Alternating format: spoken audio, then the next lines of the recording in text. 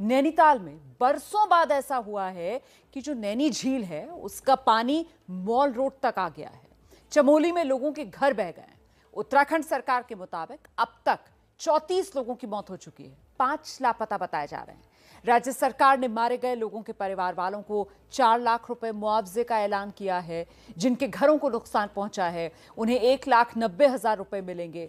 उत्तराखंड सरकार से लेकर केंद्र सरकार तक हालात पर नजर बनाए हुए हैं। अब से कुछ देर पहले ही प्रधानमंत्री नरेंद्र मोदी ने भी ट्वीट करके उत्तराखंड में मारे गए लोगों के लिए अफसोस जताया, अपनी संवेदना जाहिर की। आपको दिखाते हैं इस वक्त उत्तराखंड में क्या हैं हालात।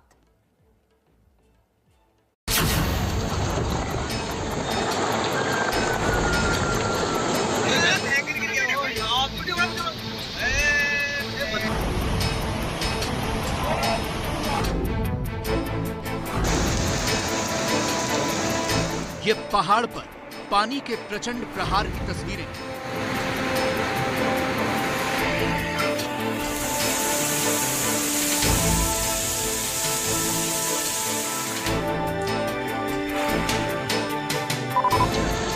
कहीं सैलाब में मकान बह रहे हैं, कहीं पुल बह रहे हैं, तो कहीं रेलवे लाइन उखड़कर पानी में समा गई है।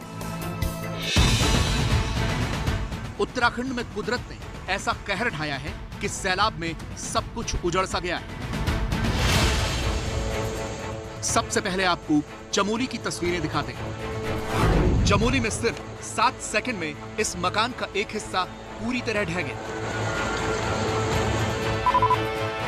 पहाड़ों पर जब लैंडस्लाइड होता है तो कैसे पहले जमीन दरकनी शुरू होती है और फिर मकान टूटकर गिरते हैं, ये तस्वीरें देखकर आप इसका अंदाजा बखूबी लगा सकते हैं।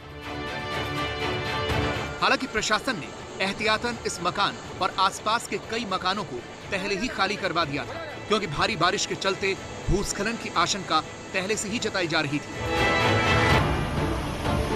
अब जरा इधर देखिए, बड़ी बड़ी चट्टानों के बीच से प्रचंड वेग से पानी बह रहा है और उसी के बीच में ये कार फंसी है।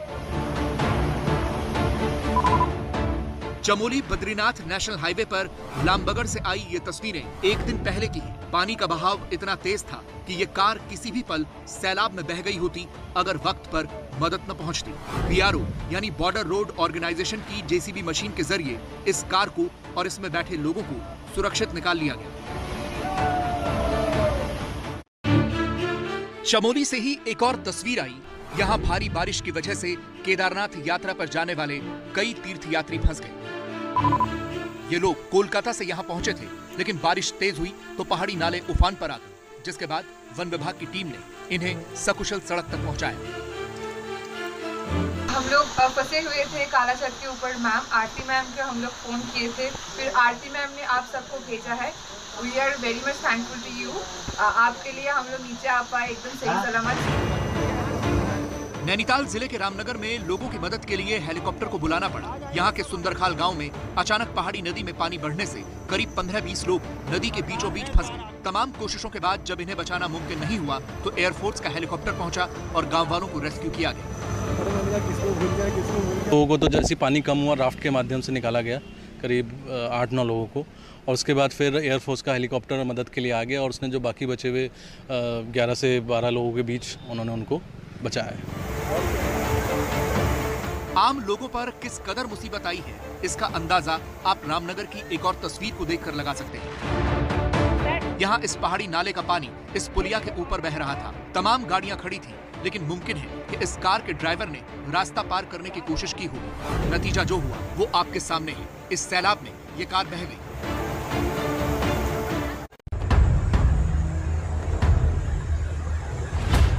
पौड़ी गढ़वाल के कोटद्वार से भी कुछ ऐसी ही तस्वीरें आई। यहाँ बारिश और भूस्खलन के बाद जो मलबा आया उसमें बीचों बीच ये कार फंसी हुई है। कुछ दूरी पर जहाँ कुछ लोग खड़े हैं वहाँ देखिए, ये एक सड़क है जिसका बड़ा हिस्सा मलबे के बीच गायब हो गया है और कार की क्या हालत है वो आप खुद देख रहे हैं।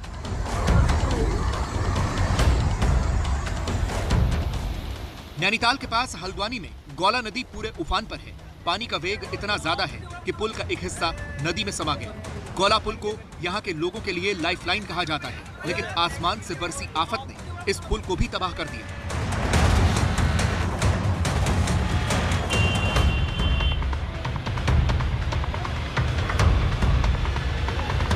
अब आपको इसी गोला पुल की वो तस्वीरें दिखाते हैं जो ऊपर से ली गई हैं। देखिए, पुल का एक हिस्सा दरक चुका है, जिसकी वजह से पुल के इस हिस्से की सड़क धंस चुकी है।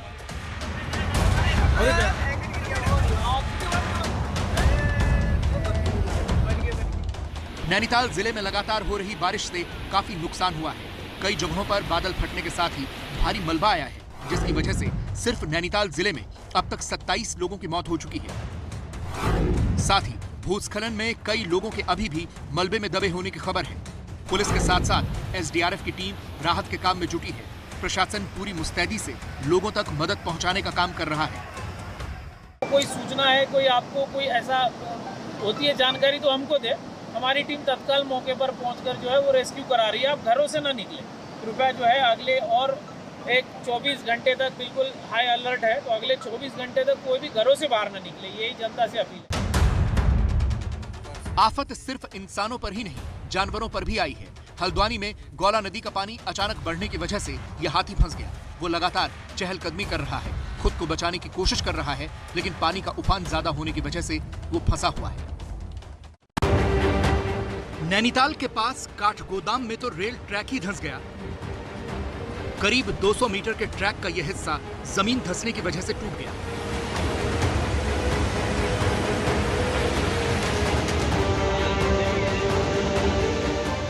नैनीताल में शिप्रा नदी ने ऐसा तांडव मचाया हुआ है कि निचले इलाकों में रहने वाले लोगों के होश उड़े हुए हैं। नैनीताल से लगभग 30 किलोमीटर दूर खैरना और बेताल घाट में शिप्रा नदी खतरे के निशान से ऊपर बह रही है।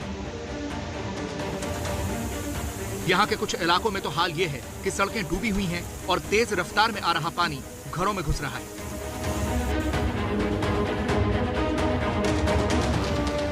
रामनगर के इस इलाके में पार्किंग में खड़ी दर्जनों गाड़ियां डूब गई हैं। सैकड़ों लोग होटल और रिजॉर्ट में फंसे हैं।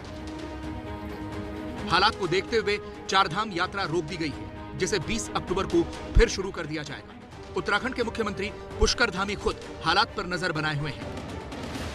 सरकार हर तरीके से, हमारा सारा प्रशासन इसमें लगा हुआ है, सभी को अलर्ट कर दिया गया है और हम लोग स्वयं जो है सभी जगह पर जा रहे हैं। और सभी से हमारा अनुरोध भी है कि ऐसे समय में कोई पैनिक न फैलाएं, न कोई अफवाहें फैलाएं। रुद्रप्रयाग जिले में 3 दिनों से लगातार बारिश हो रही है। अलकनंदा नदी ने खतरे के निशान को पार कर दिया है। इसका असर केदारनाथ धाम की यात्रा पर भी पड़ा है। यात्री जगह जगह फंसे हुए हैं। पिथौरागढ़ की तस्वीरें देखिए। यहां धारचूला में काली नदी अपने रौद्र रूप में नजर आ रही है। एक तरह से कहें तो उत्तराखंड में करीब करीब हर जगह ऐसे ही हालात हैं। लेकिन अच्छी बात यह है कि हर जगह लोगों तक तुरंत मदद पहुंचाई जा रही है।